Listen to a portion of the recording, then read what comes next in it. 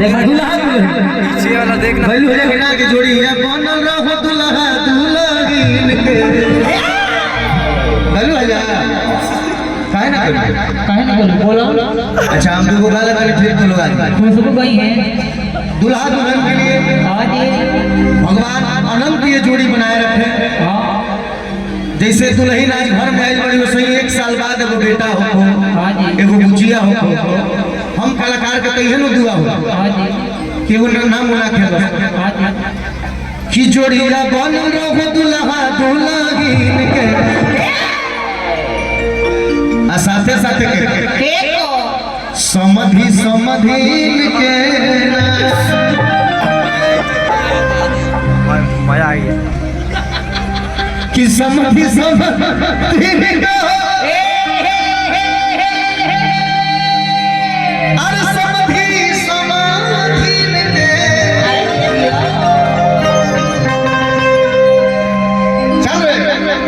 जोड़िया बन रहो दुल्हा दुल्हन अरे समधि समधि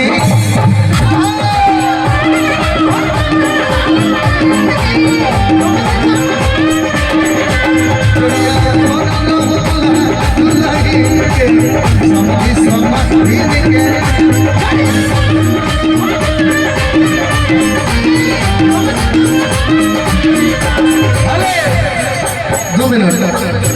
जब ऐसा गाना और भोजपुरी का कलाकार हो I am not Himesh Reshammiya मेरा जन्म भोजपुर में हुआ है मेरे साथ गाना बजाने का मतलब थोड़ा मिजाज देखिए वो नहीं करे के बाद ये सब गाने पे नाचना कैसे यही का हो मैंने घूम जाए भाई जिम्बल मार मार अगर ऐसे गाने बजाने हो तो हमारे भोजपुर में डांस कैसे होता है कि जोड़िए बोलो दुल्हन दुल्हन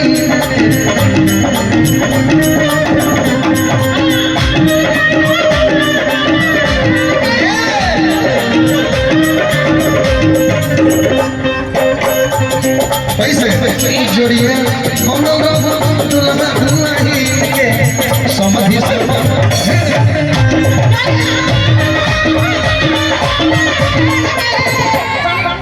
मैं जैसे नाच रहा हूँ वैसे नाच रहा हूँ मैं जिधर जाऊंगा उधर जाना है मैंने कभी लोग खाना खाता गाना पर ध्यान नहीं देते तो मतलब कुछ हूँ मैं गा रहा हूँ कोई ध्यान दे कहीं नहीं दे मंच के लोग ध्यान दे रहे हैं इस पे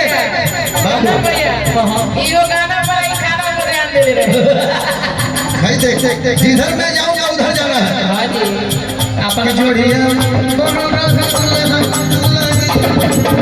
समधि समधि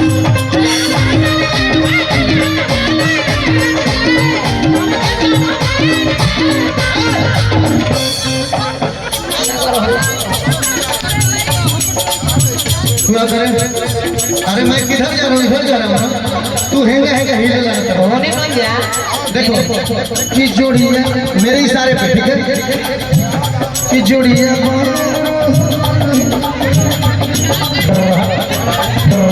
कि जोड़िया बोलो रहो दुल्हन दुल्हन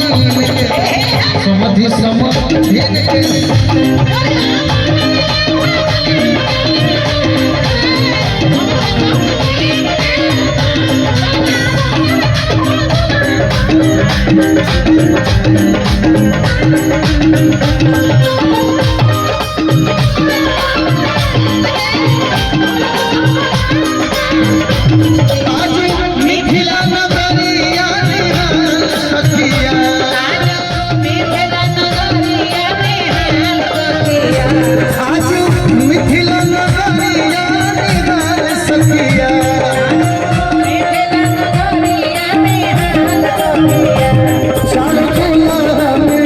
बड़ा कमल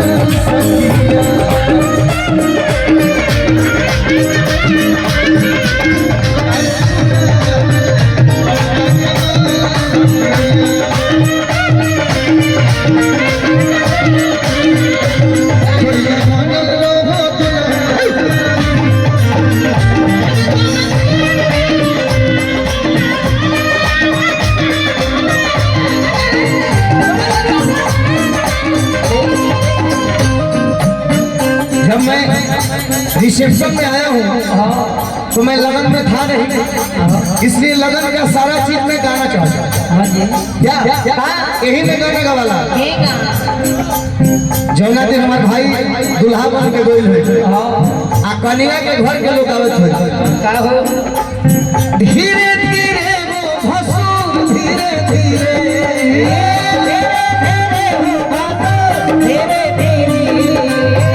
धीरे धीरे वो भसुर धीरे धीरे हमारा मरवा में ये भसुर हमारा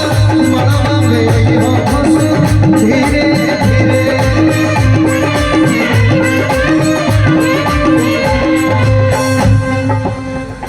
माँ बहनें देखने लगनी ये ऐसे गाने हैं,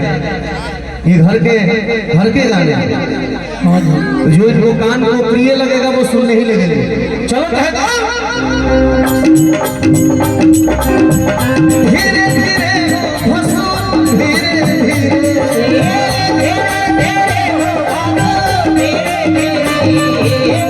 धीरे धीरे भसुर धीरे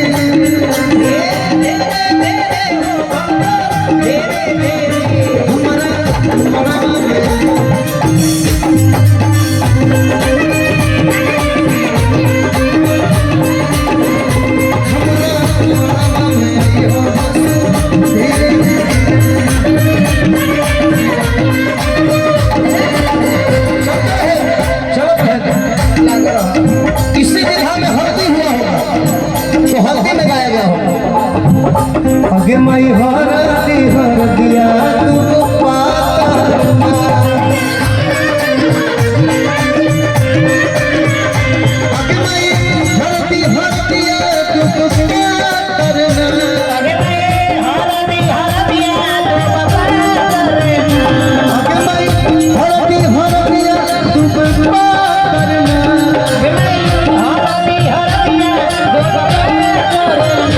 अरे मई पवन भैया हरदी चढ़ावे अरे मई पवन भैया हरदी चढ़ावे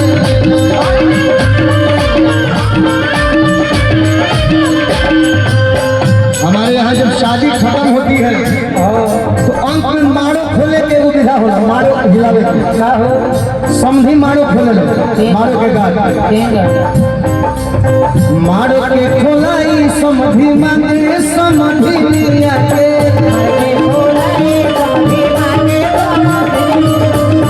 माड़ो के हिलाई समधी मांगे समधी मिया के अब माड़ा में भीड़ भइले भारी हमरा गदार समधी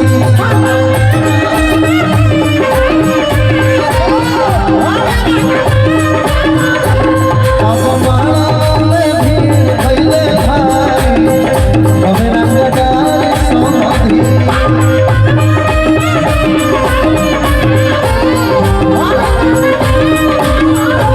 समझे जी से पूछाइल के काहे रुसल काहे भैंस ले कि गाय ले कि मोटरसाइकिल ले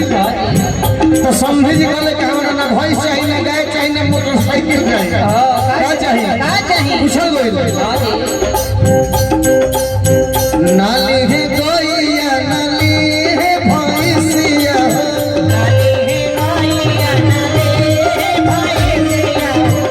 नाली है गैया नाली है भैंसिया